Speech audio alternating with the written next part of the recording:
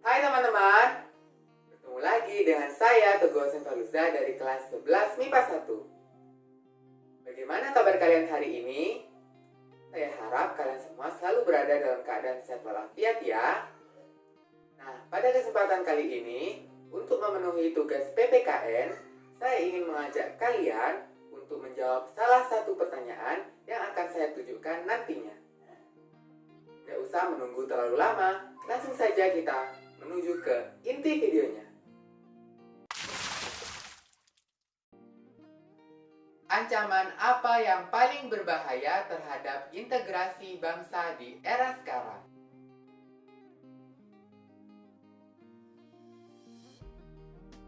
Ancaman di bidang ideologi melalui perang mindset akibat arus globalisasi. Lalu, bagaimana ancaman tersebut dapat memengaruhi integrasi bangsa Indonesia? Mari kita simak penjelasan lengkapnya. Posisi Indonesia yang berada di tengah-tengah dunia, dilewati garis khatulistiwa, diapit oleh dua benua yaitu Asia dan Australia, serta berada di antara dua samudera, yaitu Samudra Hindia dan Pasifik, menunjukkan bahwa wilayah Indonesia berada pada posisi silang sangat strategis. Posisi silang Indonesia ini dapat menjadi sebuah potensi sekaligus ancaman bagi integrasi nasional. Dikatakan sebuah potensi karena akan memberikan dampak positif bagi kemajuan bangsa Indonesia, serta akan memperkukuh keberadaan Indonesia sebagai negara yang tidak dapat disepelekan perannya dalam menunjang kemajuan serta terciptanya perdamaian dunia. Akan tetapi, dikatakan sebagai ancaman karena dapat menjadikan Indonesia sebagai negara yang tidak terbebas dari ancaman yang dapat memecah belah bangsa. Terlebih, kebinekaan yang terjadi di Indonesia dapat memudahkan munculnya perbedaan pendapat di kehidupan masyarakat, sehingga dapat menumbuhkan perasaan kedaerahan yang sempit yang sewaktu-waktu dapat menjadi ledakan yang mengancam integrasi nasional atau persatuan dan kesatuan bangsa. Selain itu, akibat posisi Indonesia yang strategis mengharuskan kita untuk berhadapan langsung dengan arus globalisasi yang semakin pesat. Diikuti dengan perkembangan teknologi yang dapat membuka akses keluar masuknya informasi menjadi lebih luas. Tentunya, kita perlu memiliki pemahaman yang kuat agar bisa memilah dengan baik setiap informasi yang diedarkan oleh media. Salah satu dampak buruk yang mengancam integrasi bangsa akibat pengaruh globalisasi di Indonesia adalah masuknya paham-paham yang tidak sesuai dengan Pancasila. Paham-paham tersebut dapat memengaruhi pola pikir dan perilaku masyarakat tanpa disadari. Hal itu dapat dilihat dari perubahan perilaku dan sikap nasionalisme dari masyarakat tersebut. Tidak hanya paham komunisme dan kapitalisme yang harus diwaspadai sebagai ancaman bagi persatuan dan kesatuan bangsa. Karena saat ini, kehidupan masyarakat Indonesia cenderung mengarah pada kehidupan liberal yang menekankan pada aspek kebebasan individual. Globalisasi ternyata mampu meyakinkan masyarakat Indonesia bahwa liberalisme dapat membawa manusia ke arah kemajuan dan kemakmuran. Tidak jarang, hal ini memengaruhi pikiran masyarakat Indonesia untuk tertarik pada ideologi tersebut. Akan tetapi, pada umumnya, pengaruh yang diambil justru yang bernilai negatif. Misalnya, gaya hidup yang meliputi kemewahan, pergaulan bebas, dan sebagainya.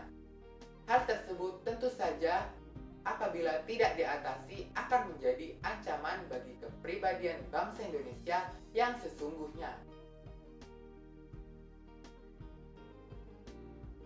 Di era sekarang ini, yang menjadi sasaran tembak adalah mindset. Hal ini merupakan ancaman yang sangat nyata yang tengah dihadapi oleh bangsa Indonesia. Ancaman ini termasuk ancaman non-fisik paling berbahaya, yaitu perang pola pikir atau perang mindset. Perang mindset adalah metode perang yang murah meriah tanpa mengeluarkan satu lecutan peluru. Tetapi semua musuh dapat menghancurkan pilar serta sendi-sendi kehidupan berbangsa dan bernegara.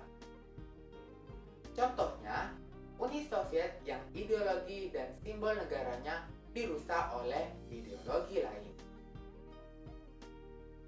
Serangan mindset akan terus memengaruhi hati dan pikiran rakyat dengan tujuan untuk membelokkan pemahaman terhadap ideologi negara.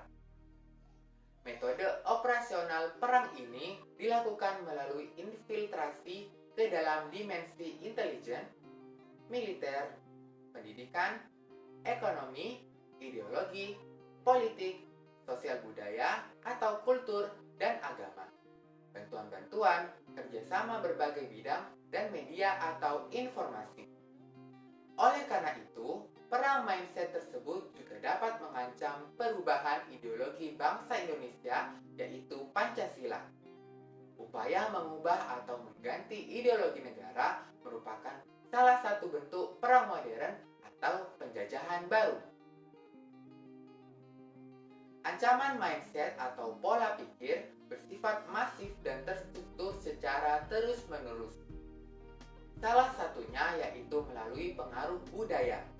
Terlebih yang ditakuti yaitu berkembangnya paham yang bertujuan untuk mendirikan negara khilafah.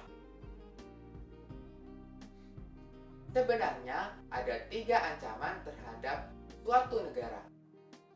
Pertama, perang terbuka antar negara. Kedua, perang melawan terorisme, bencana alam, dan narkotika. Dan yang ketiga, perang mindset. Akan tetapi, ancaman pola pikir atau perang mindset ini lebih berbahaya daripada perang terbuka antar negara. Setiap negara memiliki konsep ideologi masing-masing yang menjadi simbol dari negara tersebut. Misalnya, ideologi komunis dan komunisme yang sesuai dengan sistem ketatanegaraan Cina, ideologi liberal yang cocok untuk Amerika, dan sebagainya. Tetapi di Indonesia, ideologi-ideologi ini tidak boleh ditetapkan sebagai dasar falsafah negara. Karena kita memiliki ideologi sendiri yang diberi nama ideologi Pancasila. Tentunya, ideologi Pancasila telah sesuai dengan sistem ketatanegaraan bangsa kita. Ideologi Pancasila ini merupakan ideologi yang berbasiskan filsafat idealisme. Nilai-nilai yang terkandung dalam ideologi idealisme tidak akan pernah berubah sejak dahulu, sekarang, dan di masa yang akan datang. Guna menghadapi ancaman terhadap ideologi Pancasila ini, diperlukan adanya suatu konsep penanaman wawasan kebangsaan yang kuat dan final kepada seluruh rakyat Indonesia. Hal itu bertujuan mencegah masyarakat untuk mudah dipengaruhi dan terprovokasi oleh pemikiran-pemikiran bersifat materialis yang hendak menghancurkan Pancasila. Kita juga harus memberikan perhatian lebih kepada generasi sekarang karena kurangnya pemahaman mereka terhadap bahaya komunisme akibat informasi yang mereka terima tidak bersifat faktual. Oleh karena itu, perlu adanya pembenahan sistem pendidikan, utamanya kurikulum, agar pemahaman terhadap sesuatu itu utuh.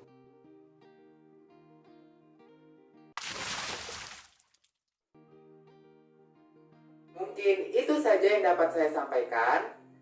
Semoga Semoga ilmu yang saya berikan kepada kalian dapat bermanfaat bagi kalian semua. Terima kasih sudah menonton dan sampai jumpa kembali.